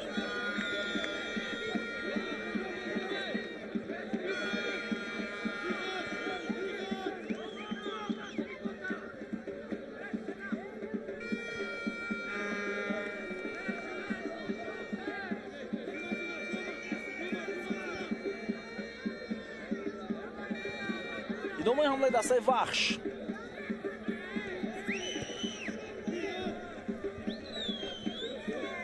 سالدین ارگاشف، امانوئل مواننگو، اسماعیلوف. بازیگران تیم ارتش توپ را با نظارت خود گرفتند. اسرائیل خلاف و توپ را از میدان بیرون میکنند. وایسیدین سفاروف زیرو بلونگ جرارد حالا اندکی آسیب گرفته است. دقیقه 88 این بازی بیننده عزیز، حساب 1-0 هنوز هم با فایده شاگردان شمس‌الدین قاسموف است. تا انجام وقت اساسی 2 دقیقه دیگر باقی ماند.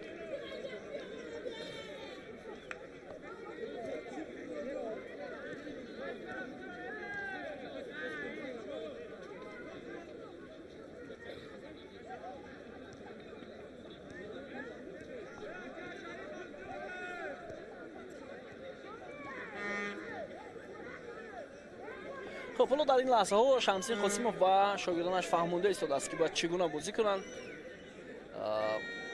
اصلا شاید آنها انتظار نداشتند که وحش چنین بازی خوب، بازی خیلی خوبی تاکتیکی رو در مقابل اونها انجام میدهد. و اگر گوییم که از روی بازی، از روی نتیجه بازی، وحش قریب که برابر بازی کرده است با کلوب مرکزی ورزش ارتش.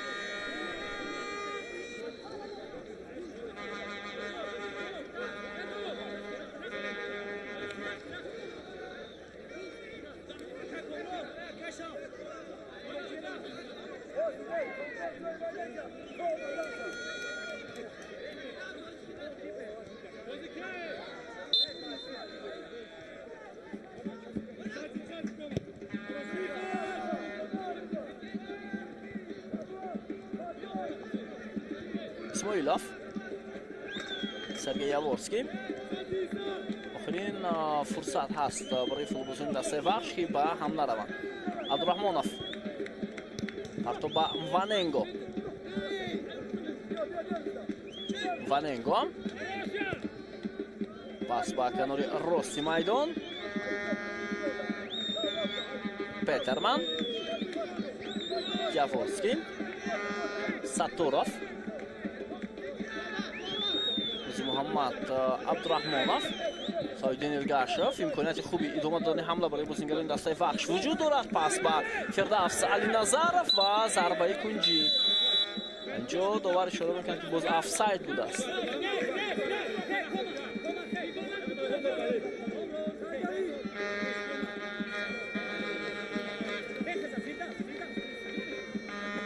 وقتی اساسی به انجام رسید دوباره 5 دقیقه اضافه کرد.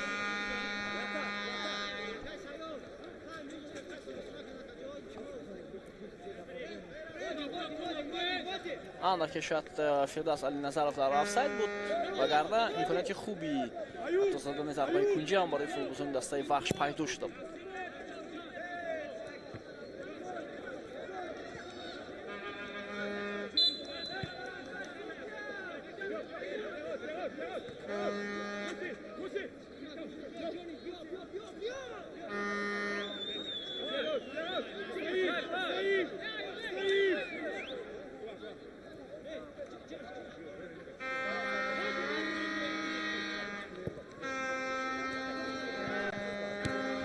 خیلی بلند با جایمگوی تیم میزبان و ایمانوئل واننگو در تنهایی با بلونجر مبارزه برد و تو بس میدان زده بیرون کرده شد.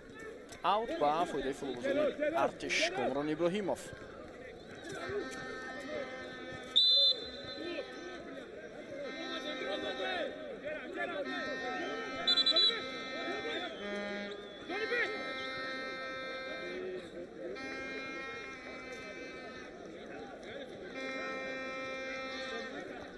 خب در رایت دسته ارتش بازیگر عوض می شود. تحت رقم 21 وایسیدین سفاروف ترک میدان میکند و با جای او بازیگر رقم 63 سعید علی ابراهیمی زاده با میدان می آید. بازیگر جوان از هیئت جوانان کلوب مرکزی ورزش ارتش.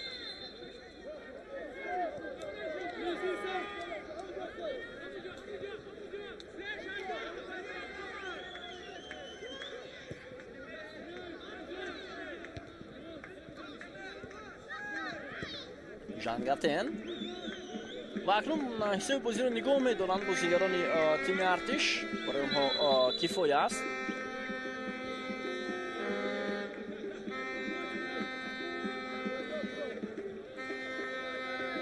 فوتبال‌بازان دسته ارتش که تا این دم 7 توپ به دروازه حریفان زده بودند اینک گل هشتم خود را زدند و از روی شماره گل‌ها بعد از استقلال در زمین دوم است ولی یک برابر کمتر فوتبال‌بازان ارتش گل زدند به دروازه حریف چون فوتبال‌بازان استقلال 16 توپ در 5 بازی به دروازه حریفان زدند و 2 توپ سر دادند. اما از روی شماره سربازی توپ‌ها کلوب مرکزی ورزش ارتش بعد از ریگر تدز در زمین دوم ایستاد تنها 1 توپ سر دادند. فوتبال‌بازان کلوب مرکزی ورزش ارتش ریگر تدز تا حال یگان توپ به دروازه خود سر نداده است. خب بالا بیاید میبینیم با ضربه جریمه‌ای با اشتراک بازیگران دسته وحش در دقیقه 94 بازی سنت الله اسماعیلوف پرتاب به جریمه‌گاه توپ بیرون کرده می شود. خدای اوزاقوف ولی توپ رو گرفتند از پای او. ادامه حمله دسته ارتش پس با کناری میدان سعید علی ابراهیم زاده ارسال توپ به جانگاتن اما داور اشاره میکند هیچ چیز نیست. حمله دسته وحش باید آغاز شود. 1 دقیقه دیگر باقی مانده است تا پایان این دیدار.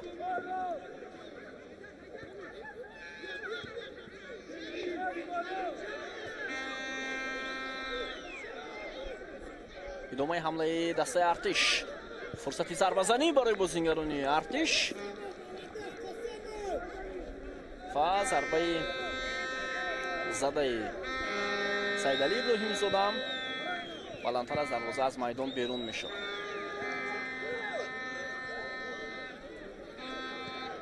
خب باز یک فرصت دیگر هم پیدا شد. ба соҳибони майдон. чанд сонияи дигар дар ихтиёр доранд футболбозони дастаи вахш ки ҳамларо оғоз кунанд, аммо на туп дар ихтиёри бозигарони тими артиш аст, вале имконияти хуби ба аксон ҳамла рафтан барои футболбозони дастаи вахш вуҷуд дорад. Фирдавс Алиназаров дар канори майдон, партоби ӯ бисёр хуб ва мувофиқ. идомаи ҳамла Худоёдод Узоқов. партобро интизор ҳастем, сонияҳои ба шумор боқӣ мондааст. фурсат барои тими вахш, вале ту берун карда шуда аз ҷаримагон. 5 дақиқа илова кардаи Саёд Зайниддинов ба поён расид.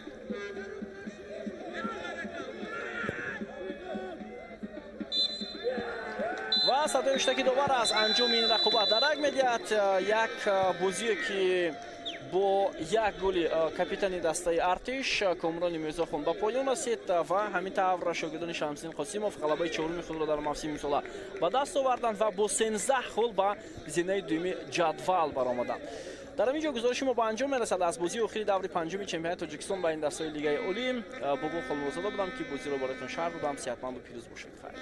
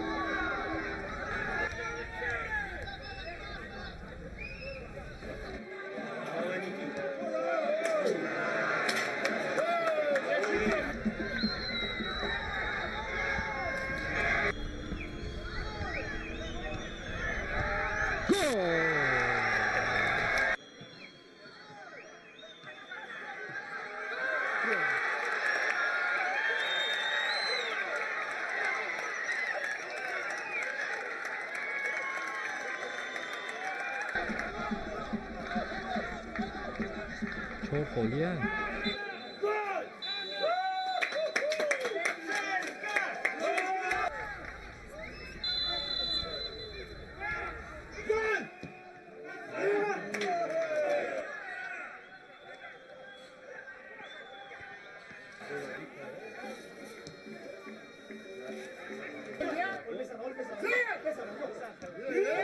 Yes!